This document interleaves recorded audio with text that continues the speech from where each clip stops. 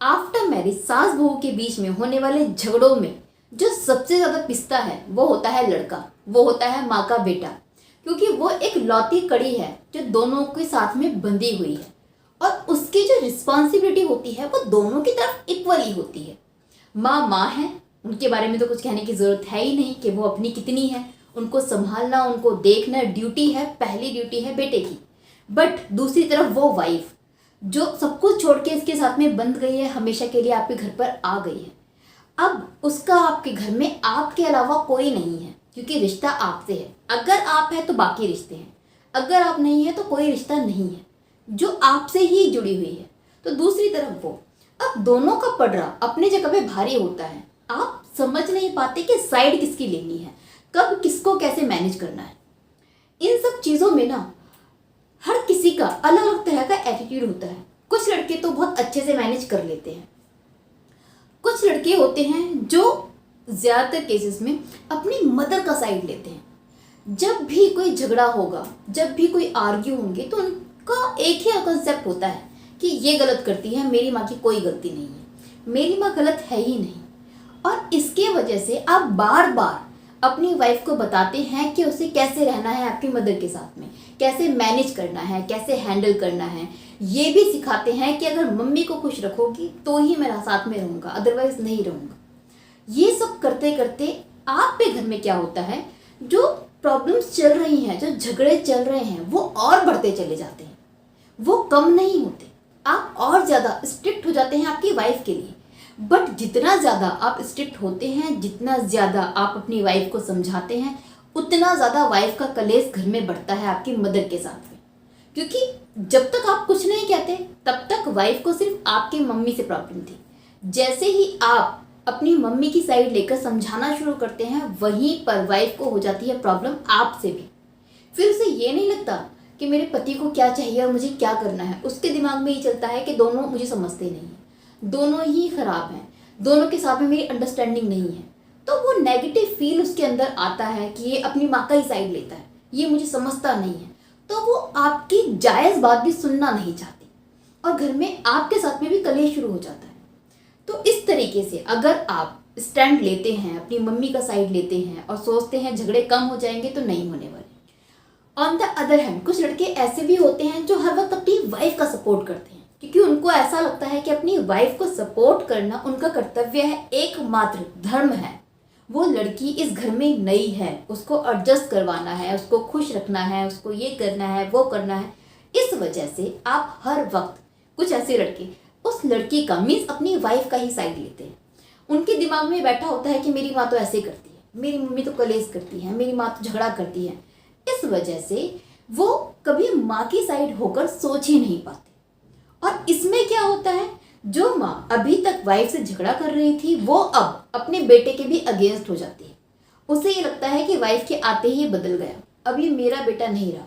तो वो झगड़े हैं वो बढ़ते चले जाते हैं। उनके मन में भी एक खटास, एक बैर आना लगता है। अभी तक बहू के लिए था, फिर वो बेटे के लिए होता है।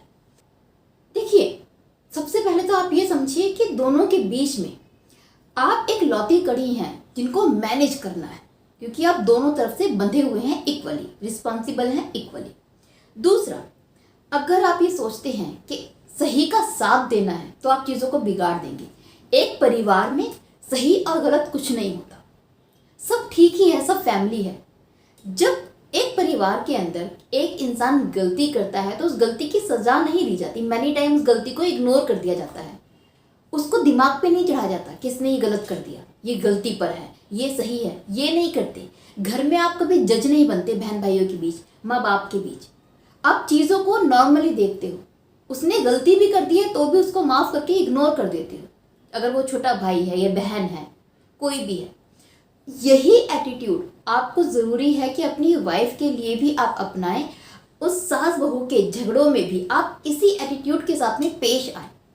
अगर दोनों के झगड़ों में वाइफ की गलती है भी तो भी ये ना सोचे कि यार ये गलती पर है, इसने गुनाह किया है, वो बहुत ज़्यादा सोचे ना इस बारे में।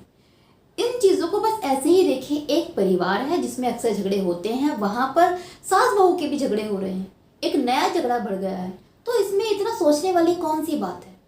अपनी वाइफ के बारे में माँ के साथ में बैठ के चुगलियाँ करना या अपनी वाइफ के अगेंस्ट नेगेटिव सोचना, क्यों ज़रूरत है इन सब चीज़ों की। और सेम अबाउट योर मदर, अगर मदर भी कुछ गलत कर भी देती है आपकी वाइफ के साथ में, तो इतना क्यों अपने दिमाग पे जोर लगाना है कि मम्मी ने गलती की, मम्मी की गलती थी। अरे परिवार था, किसी भी की गलती नहीं थी, किसी का मूड खराब था, उसने बिना किसी बात पे गुस्सा कर दिया। आप इस तरीके से अगर चीज़ों को देखोगे तो दोनों के साथ में इक्वल रह पाओगे। और जब आप दोनों के साथ में इक्वल रहोगे, नॉर्मल रहोगे, एक जैसा बिहेव करोगे, तभी वो दोनों आपके साथ में ठीक रह पाएंगे। हालांकि हो सकता है आपके इस बिहेवियर से झगड़े कम ना हो, लेकिन बढ़ेंगे नहीं। आपका एटीट्यूड बहुत ज़्यादा मैटर करता है कि उन दोनों के झगड़े बढ़ेंगे या कम होंगे, वो आपस में कैसे रहेंगी। इसकी जिम्मेदारी काफ़ी हद तक आपके ऊपर है। तो कोशिश कीजिए कि जब भी सास बहू के बीच में झगड़े हों तो आप पहले तो डायरेक्टली किसी को ब्लेम ना करें कि मम्मी तुझे समझना चाहिए था, तेरी गलती, या फिर वाइफ से बोल रहे हैं तेरी गलती। सबके सामने खुलकर किसी की गलती ना निकालें, दोनों के बीच में बीच बचाव करें, प्यार से, बिना किसी को ब्लेम करें, बहुत प्यार से। इसके बाद होगा क्या, वाइफ कमरे में आपको सुनाएगी कि भाई मम्मी ने क्या क्या कर दिया, तो वाइफ को ये ना दिखाएं कि भाई तेरी गलती थी। नॉर्मली सुन ले और समझा दे कि हाँ तेरी गलती नहीं थी, बट कोई बात नहीं यार, माँ बूढ़ी हो गई है, थोड़ा इग्नोर करना सीख। आप जब ये बताएंगे कि हाँ तेरी गलती नहीं है, बट फिर भी तुझे ज़रूरत है कि थोड़ी शांत रहा कर, क्योंकि मम्मी की तो आदत है। यहाँ पर अगर आपने इस तरह से बिहेव किया तो आपने क्या करा, अपनी वाइफ का सपोर्ट भी कर दिया, वाइफ को ये भी बता दिया कि आप गलत नहीं हो, और अपनी माँ का भी साइड ले लिया कि भाई गलत नहीं हो, लेकिन मम्मी के बारे में इतने झगड़े करने की ज़रूरत नहीं है, उनको इग्नोर करना सीखो। तो यहाँ से वो एकदम शांत हो जाएगी। ऑन द अदर हैंड, जब आपकी मम्मी भी क्या करेंगी, आपको कमरे में ले जाके आपकी वाइफ के बारे में बुराई करेंगी, तेरी वाइफ ये करती है तो वो करती है तो इसने ऐसा कर दिया। सेम आपको अपनी मदर के साथ में भी करना है कि आप क्या करें, दो कमी वहाँ पर, क्योंकि आपकी वाइफ है तो दो कमी निकाल दे कि हाँ मम्मी ऐसे तो मुझे ही परेशान करती, बहुत ख़राब है, सच में है तो ये थोड़ी अकड़ू टाइप की, पर छोड़ना मम्मी, कोई बात नहीं, हो जाएगी एडजस्ट। थोड़ा सा चिढ़ के अपनी वाइफ के बारे में चिढ़कर बात करें और थोड़ा सा इग्नोर कर दें, और अपनी मम्मी को यही बताएं कि यार इग्नोर कर, इग्नोर करने वाली चीज़ है, मम्मी ध्यान ही मत दिया कर, ये तो पागल है। जब आप इस तरीके से अपनी मदर के साथ में अपनी वाइफ की थोड़ी सी बुराई कर लेंगे ना, तो इससे मदर शांत हो जाएगी। मदर को ये चाहिए कि मेरा बेटा मेरे फेवर में बोले, तो वो सेटिस्फैक्शन उनके आप दे दो।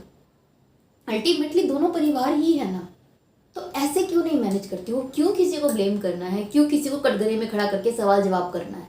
Don't do this.